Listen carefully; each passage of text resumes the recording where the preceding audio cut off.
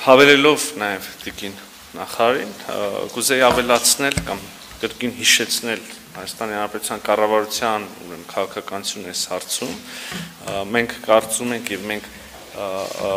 լրջագույն, ես կասեի, ջանքեր ենք գործադրում այն ուղղությամբ, որ տեղահանված հայրենակիցները մեր կարողանան ամբողջապես ինտեգրվել եւ իրենց կյանքը վերսկսել կամ շարունակել Հայաստանի Հանրապետությունում եւ ինտեգրվել Հայաստանի Հանրապետության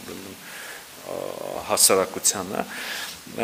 Ինչ վերաբերում է ձեր մյուս հարցին, որը հենց ինձ էր ուղղված, իհարկե նախապայմանները դուք ինքներդ թվարկեցիք, Միսկի կառույցներն էին եւ նաեւ Հայաստանի Հանրապետության սահմանադրությունը պայմանագրի վերջնական ստորագրման համար առաջ քաշվող նախապայմանները, սա երկար ժամանակ բարձրաձայնվել է եւ Ադրբեջանի կողմից եւ մեր կողմից, այսինքն խոսել ենք, որ այդպիսի նախապայմաններ կան։ Հիմա ինչպես իրավացիորեն նկատեցիք հարցի մի մասը, այսինքն մի Միսկի խմբին վերաբերող խնդիրը ըստ էության լուծված է, քաղաքական որոշումը կա եւ բյուջեի եւ մնացած ավելի տեխնիկական բնույթի հարցերով ուրեմն վերջնական որոշումները կլինեն մինչեւ դեկտեմբեր։ Ինչ վերաբերում է սահմանադրությանը, ապա ես հարկ եմ համարում նշել, որ ինչպես եւ նախկինում, այնպես էլ հիմա այդպիսի հարց որպես փոխհամաձայնեցված օրակարգի հարց գոյություն չունի մեր քննարկումներում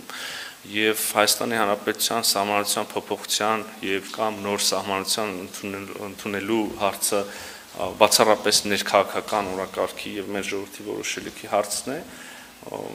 Ես զարմանում եմ, որ շարունակաբար այսքան ուրեմն հավաստիացումներից հետո հարցերը շարունակում են մնալ կամ հնչել, բայց եթե հարցնում եք, նորից ասեմ, որ Հայաստանի Հանրապետությունը երբևէ որևէ երրորդ կողմի արչև չի ստանձնել եւ չի ստանձնելու պարտավորություն փոխել Հայաստանի Հանրապետության սահմանադրությունը։ Կրկին դա միայն եւ միայն մեր քաղաքացիների որոշելիքն է